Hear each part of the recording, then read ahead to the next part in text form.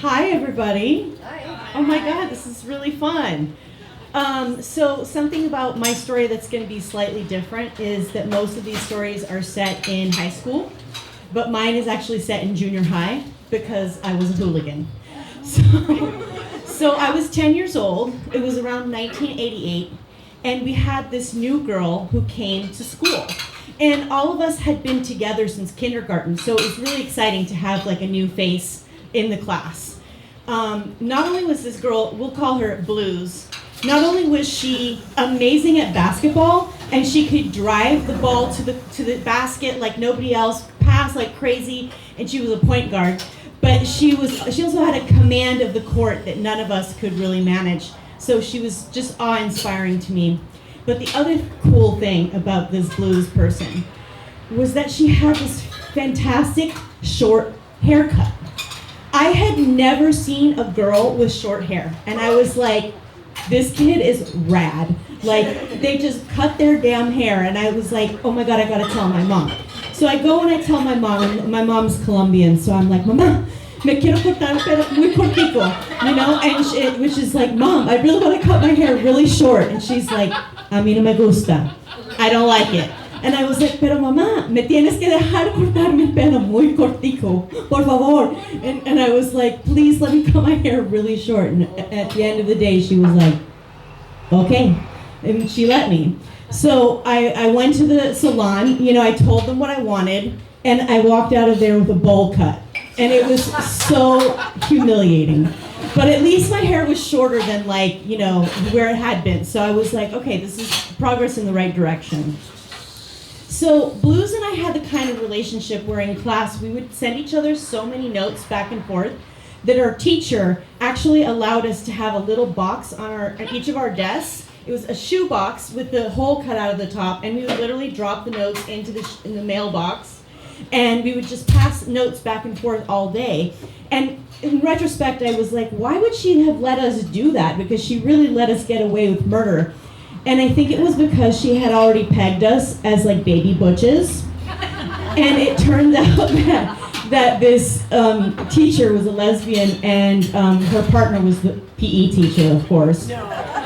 So we are learning the adventures of Tom Sawyer and Huckleberry Finn.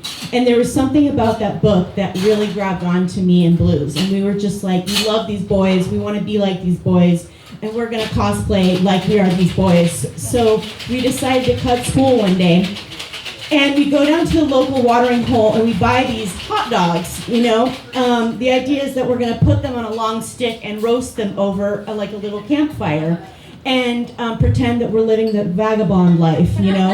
And we just wanted to be hobos, and we were homos, and it was just gonna be so awesome. So we go down to the watering hole, we get the hot dogs, and we're riding our bikes up the hill, and we get back to school because we didn't have the common sense to not think that through. And so we ended up at a grove of eucalyptus trees that was also on school campus. But we were like, this seems like a good idea. And so at least we were smart enough to realize that we had to clear a space because there were lots of eucalyptus leaves. So we knew that we had to clear the space because otherwise there was going to be like a huge blazing inferno, and we were going to be arsonists, you know? And that wasn't the intention. We just wanted to like create like a little baby campfire for the baby butches, you know?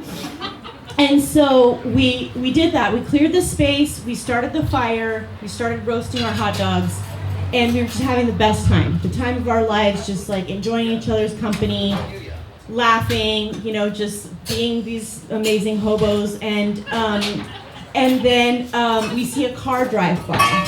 We don't really think much of it. We're like, there's a car, we don't really know why the car is there, but you know, it's driving on a street, so who knows what they have to do. And then 5 minutes later, there comes another car, and they pull into the driveway, and they start going up the hill, like directly at us. And that's when we realized that it's a cop car.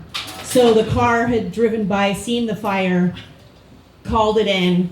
The police had found us and driven up the hill toward us. And so, of course, we're 10 years old. We didn't know what the hell to do. So we were like, let's kick out this fire. We're like kicking out the fire.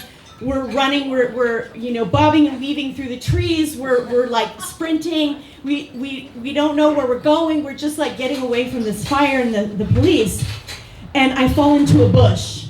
And so my friend Blues is like trying to pull me out, and I'm just flailing, trying to get out of the bush. I can't get out of the bush.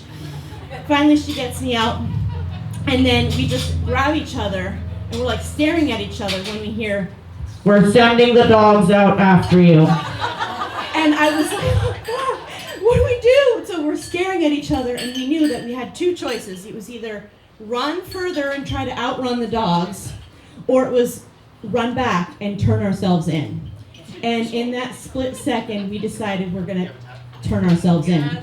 So we start to run back, and we're like, wait, don't send the dogs out, we're coming, we are coming. And so we're waving them down, and we appear in front of these police officers, and it's two guys, and they start to laugh. Because not only were they not expecting us, they were expecting like teenager hooligan types, and we were obviously not teenagers, but also of questionable gender. So they were looking at us like we had long dangly earrings, but we had the short hair, so they were like super confused.